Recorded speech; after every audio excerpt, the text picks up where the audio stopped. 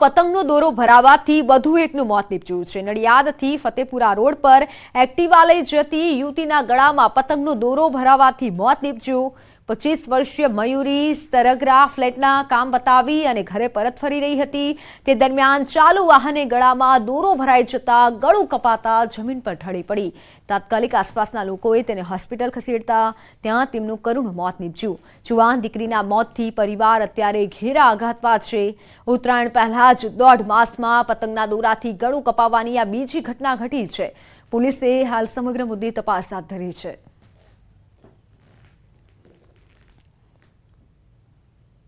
મારી છોકરી અહીં કામ કરવા આવતી હતી ફ્લેટમાં વાણિયા વડે અને કામ કરીને ઘરે જતી હતી તો ગળામાં દોરો ભરાયો એટલે ખાસું ચાલી પછી પડી એટલે બ્લડ બહુ નીકળ્યું કે લોકો જોઈ નાસી ગયા।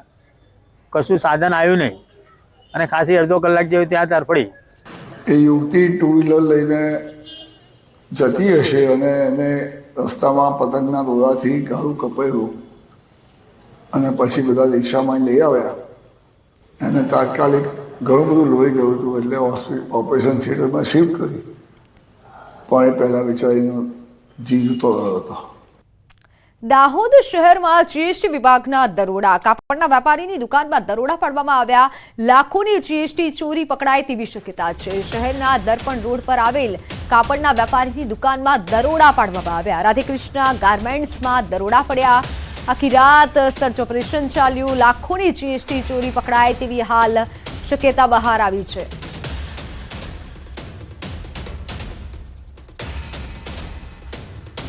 બનાસકાંઠામાં પાલનપુર પાલિકાએ કડક કાર્યવાહી કરી છે। પાલનપુર ડીસા હાઈવે પર આવેલી એરોમા કંપનીને બાકી વ્યવસાય વેરાના કારણે સીલ કરવામાં આવી છે। 50 જેટલી બાકી વેરાના કારણે પાલિકાએ કંપનીને સીલ કરવાની કામગીરી હાથ ધરી છે। અનેકવાર જાણ કરવા છતાં વેરાની ભરપાઈ ન કરાતા આખરે પાલિકાએ લાલનાક કરી છે।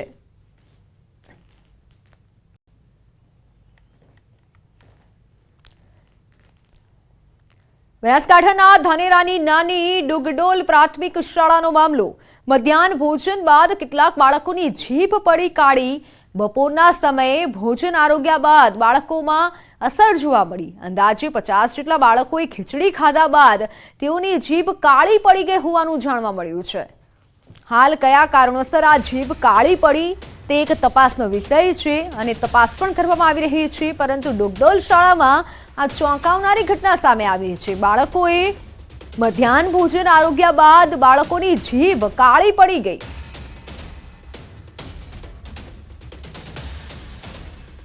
ખીચડી ખાધા બાદ બાળકોની જીભ આ રીતે કાળી પડી હોય તેવું હાલ સામે આવ્યું છે। ઘટનાને જાણી જે પ્રમાણે તપાસ કરવામાં હાલ તો આવી રહી છે। અંદાજે 50 જેટલા બાળકો હતા જેઓએ મધ્યાહન ભોજનમાં આવતી ખીચડી આરોગી અને ત્યારબાદ આ તમામ બાળકોની જીભ કાળી પડી ગઈ। કયા કારણોસર હાલ આ જીભ કાળી પડી તેને લઈને તપાસ હાથ ધરાઈ છે। ઓનલાઈન પર સંવાદદાતા કિશોર જોડાઈ ચૂક્યા છે। કિશોર, હાલ આ બાળકોની જીભ કઈ રીતે કાળી પડી છે, કયું કારણ સામે આવ્યું છે?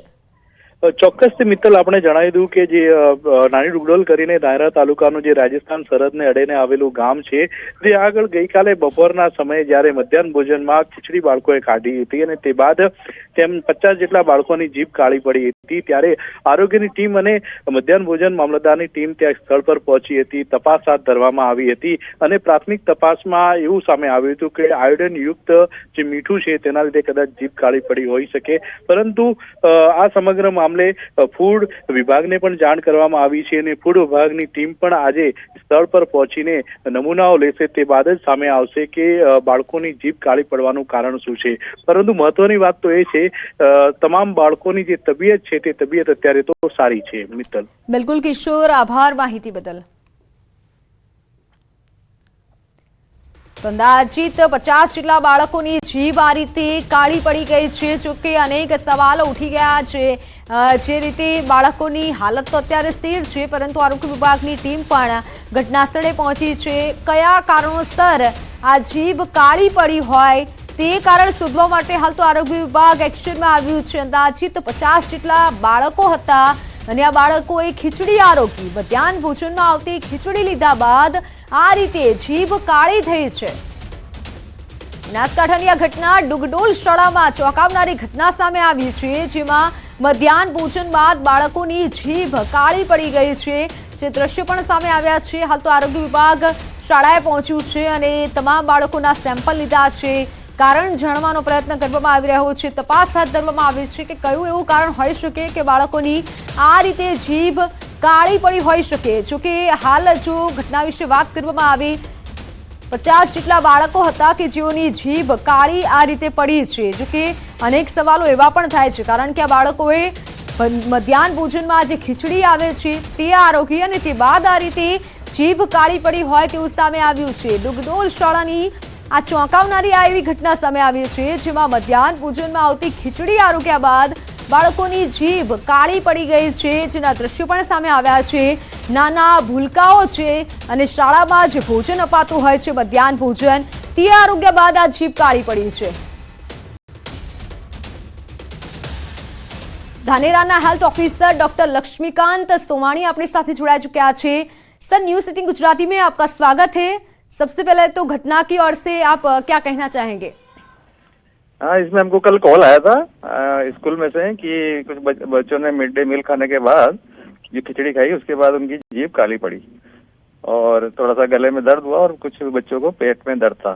तो हमारे आरोग्य की टीम वहाँ पहुंची तो सबको चेक किया तो जीभ काली थी वास्तव में और जब तक उनको प्रॉब्लम नहीं थी प्राथमिक सारवार दी उनको और काफी बच्चे नॉर्मल थे. 2 बच्चे जो पेन तकलीफ करे थे उनको पास के CSC पे उनको रेफर किया और वहाँ उनको ट्रीटमेंट करवाई और सब बच्चे ठीक है. आज सुबह हमारी टीम भेजी वहाँ पे स्कूल में, सब बच्चे प्रेजेंट थे और कोई प्रॉब्लम नहीं थी. जो जीभ काली पड़ी उसमें हमें प्राइमरी ऐसा लगा कि शायद वो जो आयरन जिनका जो सोल्ट यूज करते हैं वो आयरन फोर्टिफाइड होता है और जो चावल यूज करते हैं वो भी आयरन फोर्टिफाइड होते हैं. तो आयरन के हिसाब से जीभ काली पड़ सकती है. तो इसमें इसको मतलब इसमें ये कारण हो सकता है. बाकी मामलदार श्री को बोल दिया है तो वो लोग अपना फूड का वो जो भी है उनका वो चेक करवाएंगे FDA में. જી, શુક્રિયા જોડને કે લીએ. તો હાલ જે પ્રમાણે ધાનેરાના હેલ્થ ઓફિસર આપણી સાથે જોડાયેલા હતા, તેમનું કહેવું છે કે આયોડિનનો જે ઉપયોગ કરવામાં આવે છે તેના કારણે આ રીતે જીભ કાળી થઈ હોઈ શકે. તો સમાચારોમાં હાલ સમય થયો છે વિરામનો.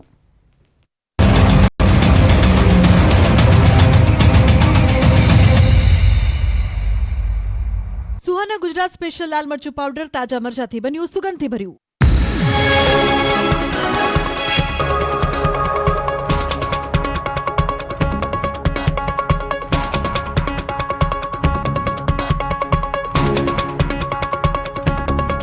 સુહાના ગુજરાત સ્પેશિયલ લાલ મરચું પાવડર તાજા મરચાથી બન્યું સુગંધથી ભર્યું. मैंने फैन से पूछा था એ સગીરા સાથે આચર્યું હતું દુષ્કર્મ. ઉપલેટા તાલુકાના ખારચિયા ગામના આરોપી વિરુદ્ધ પોક્સો અને એટ્રોસિટીનો ગુનો નોંધાયો હતો.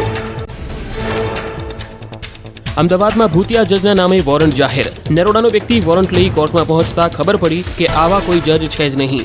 જજ HA ચૌહાણના નામે મોકલાયેલ બિનજામીનપાત્ર વોરંટ નકલી નીકળ્યું.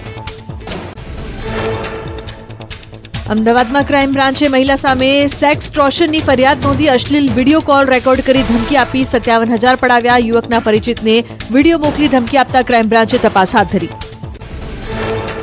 અમદાવાદ ક્રાઇમ બ્રાન્ચે યુપીની લૂંટારૂ ગેંગના 6 આરોપીઓને દબોચી લીધા. CG રોડ અને શિવરંજની વિસ્તારના 3 દિવસથી કરતા હતા જ્વેલર્સની રેકી. લૂંટને અંજામ આપે તે પહેલા ઝડપાયા આરોપીઓ.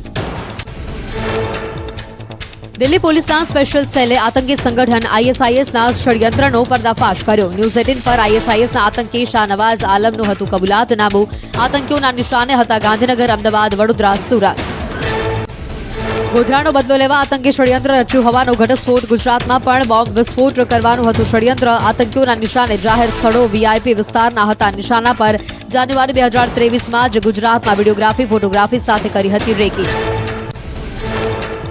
બહોરાની મસ્જિદ દરગાહ, અમદાવાદની મજાર દરગાહ, સાબરમતી આશ્રમનો વિડીયોગ્રાફી અને ફોટોગ્રાફી પણ કર્યાનું બહાર આવ્યું. રેકી માટે ભાડે કરેલી